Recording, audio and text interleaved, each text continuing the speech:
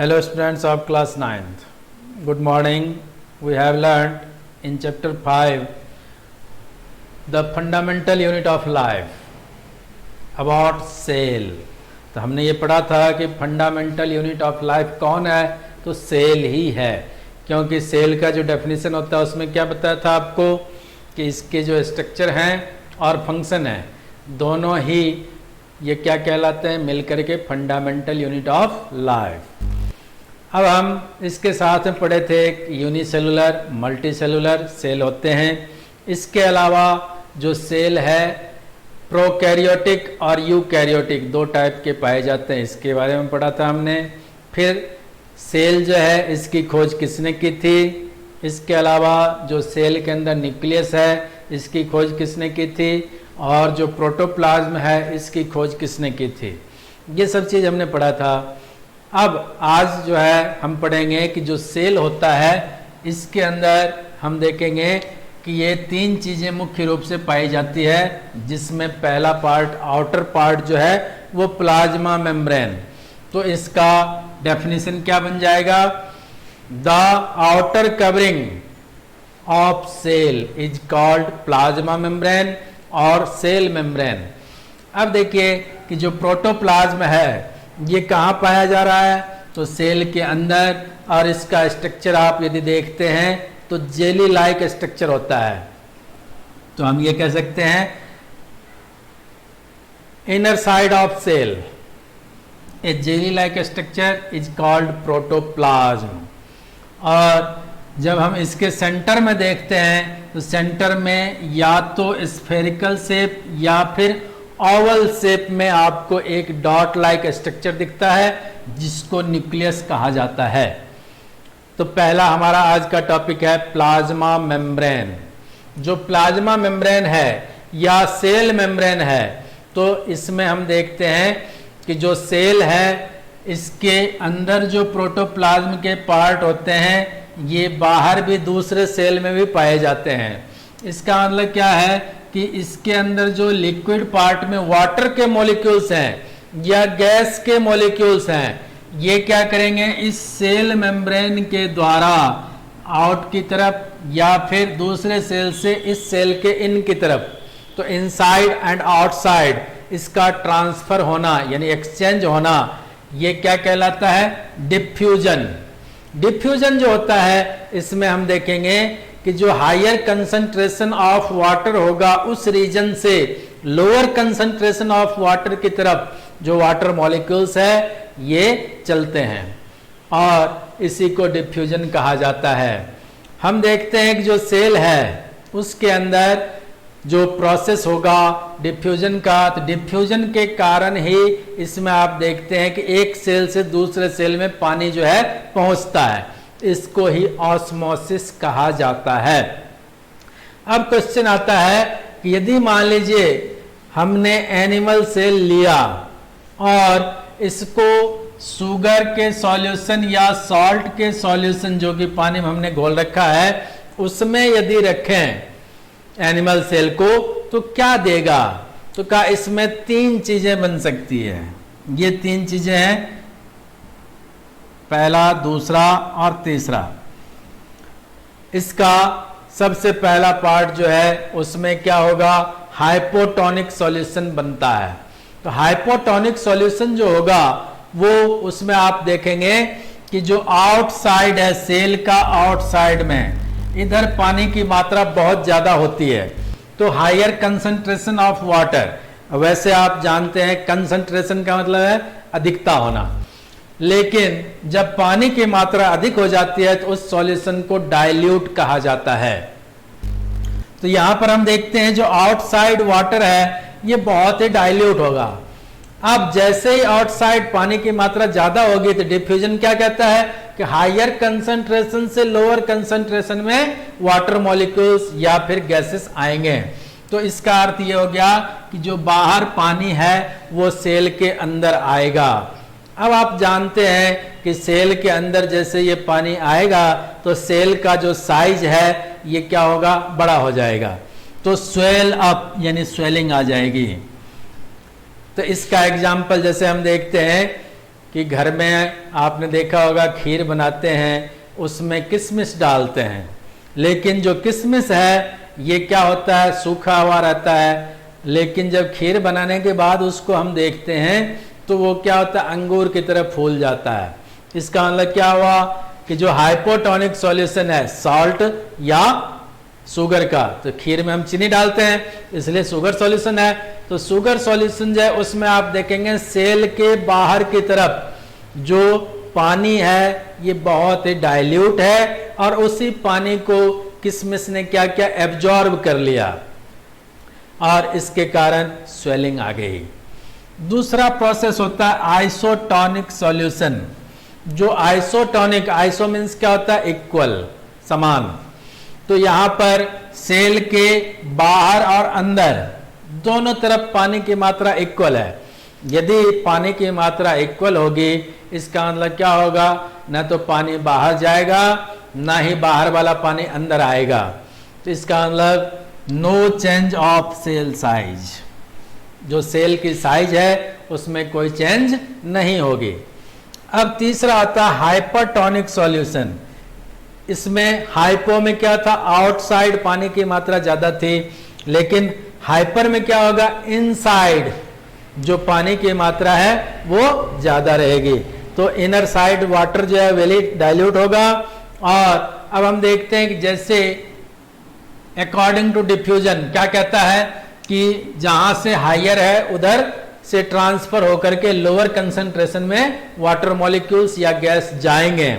तो यहां से अब बाहर की तरफ जा रहा है, तो इसके कारण क्या होगा, सेल का आकार घटेगा।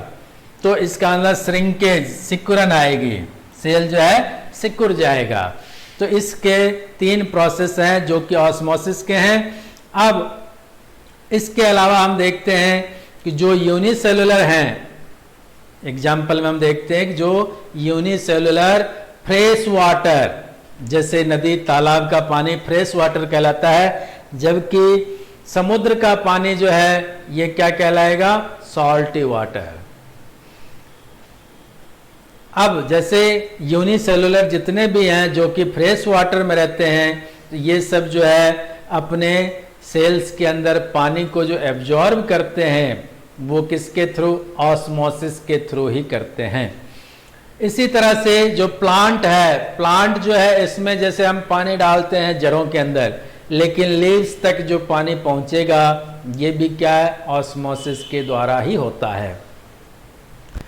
इसलिए हम ये कह सकते हैं कि डिफ्यूजन जो है किसी भी सेल के लिए जो गैस या वाटर के मॉलिक्यूल्स होते हैं इनको एक्सचेंज करने में बहुत ही सहायक होता है और ये इम्पोर्टेंट माना जाता है। अब जैसे मान लीजिए कि जो अपने पास ये प्लाज्मा मेम्ब्रेन है ये किस चीज से बना होता है, तो ये बना होता है लिपिड और प्रोटीन से। तो लिपिड और प्रोटीन से जब बना होगा तो इसमें हम देखते हैं फ्लेक्सिबिलिटी होती है। जो ये प्लाज्मा मेम्ब्रेन है फ्लेक्सिबल होता है, और फ्लेक्सिबल जो होगा इसमें आप देखेंगे कि इनगल्फ करने के लिए, फूड को इनगल्फ करने के लिए इसके अंदर क्षमता होती है, इनेबल होता है। अब जैसे फूड मटेरियल है एक्सटर्नल साइड में है तो वो क्या करेगा, जो फ्लेक्सिबिलिटी है इसके कारण से जो सेल है इसका शेप बदल जाएगा, और शेप बदलने के कारण वो भोजन को क्या करेगा, अंदर की ओर ले लेगा। तो इस प्रोसेस को कहते हैं एंडोसाइटोसिस, एंडोसाइटोसिस।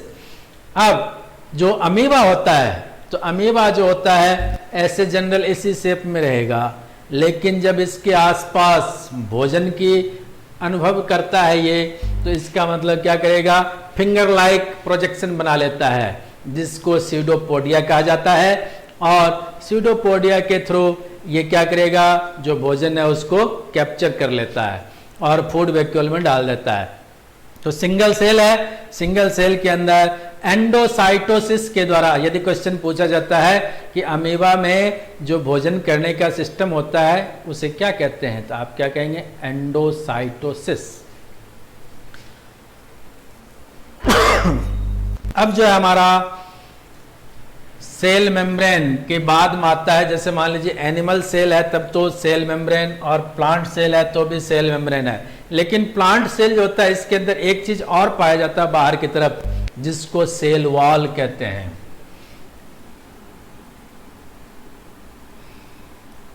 तो जैसे मान लीजिए ये प्लांट सेल है,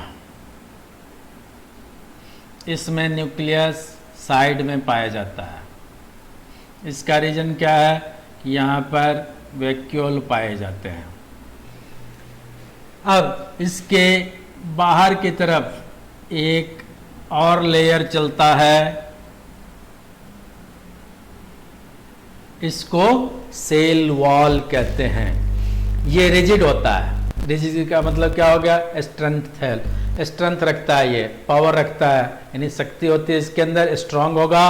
और इस कारण से आप देखेंगे कि जो सेल है इस सेल वॉल के कारण मजबूत होगा। तो जो प्लांट देखा होगा आपने, जो प्लांट होते हैं जब छोटे होते हैं उस समय लचीला होता है, लेकिन जैसे जैसे बड़ा होता जाता है तो उसमें स्ट्रेंथनेस बढ़ती जाती है। तो इसके कारण से क्या हुआ? शक्ति बढ़ रही है तो वो मजबूत होता जाता है। तो ये कौन दे रहा है? सेल वॉल दे रहा है। तो जो सेल वॉल है ये भी प्लाज्मा मेम्ब्रेन के बाहर है। ये प्लाज्मा मेम्ब्रेन है और ये सेल वॉल है। ये प्लाज्मा मेम्ब्रेन और ये सेल वॉल। तो सेल वॉल के कारण ही जो सेल है इसको स्ट्रेंथनेस मिलता है। अब ये प्लाज्मा मेम्ब्रेन के बाहर स्थित होते हैं। अब मेन आता है कि जो ये खास करके किस में पाया जाता है? प्लांट सेल में।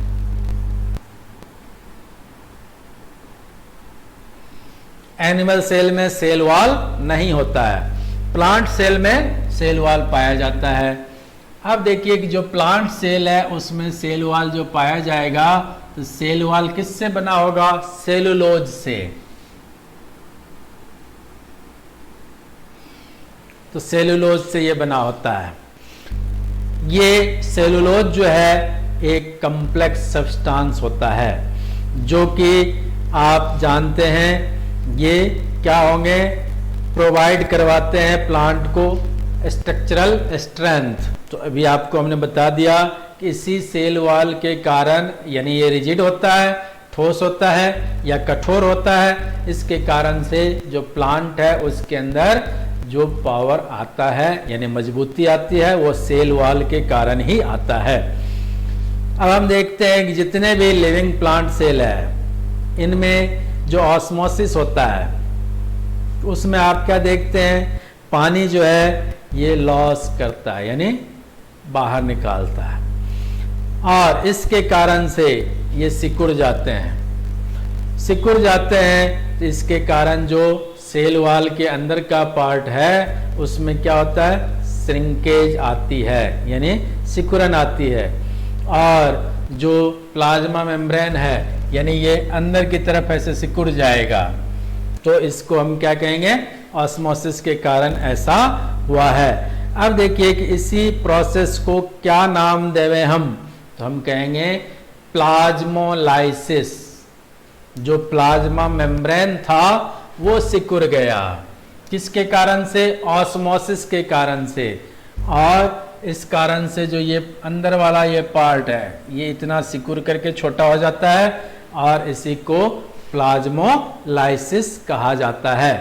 तो इसके साथ ही हम जो है आज का ये टॉपिक एंड करते हैं, और फिर दूसरा टॉपिक होगा जो कि नेक्स्ट वीडियो में हम पढ़ेंगे। तो आज के लिए इतना ही काफ़ी है। Okay, thank you.